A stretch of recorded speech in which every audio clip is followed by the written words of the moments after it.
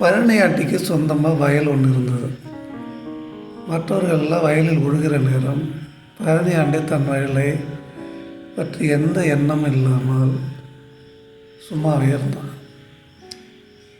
இதனை கவனித்த பழனியாண்டியனின் மனைவி வயலில் ஏற்கலப்பையை போட்டு உழும்படி சொன்னாள். பழனியாண்டி அதனை ஒரு காதில் வாங்கி மறுகாதில் விட்டுட்டு மற்ற விவசாயிகள் எல்லாம் வயலில் நீர் பாய்ச்சி விவசாய வேலையை ஆரம்பித்தார்கள். அவனை கண்ட பழனியாண்டி நமது வயலில் பின்னர் விவசாயம் செய்து கொள்ளலாம் என்று சும்மாவே இருந்து விட்டான். இதனை கண்டு பழனியாண்டியின் மனைவிக்கு ஆத்திரமாக வந்தது. பழனியாண்டியை விவசாயம் செய்யும்படி வற்புறுத்தினாள்.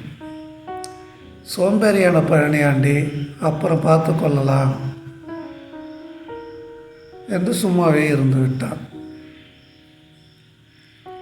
பழனியாண்டியின் வீட்டில் இருந்த அரிசி மூட்டையில் உள்ள அரிசி எல்லாம் காலியாக தொடங்குச்சு. அவன் சாப்பாட்டிற்கு அரிசி வாங்க பணம் இல்லாமல் திண்டாடினான். அறுவடை காலம் நெருங்கியது.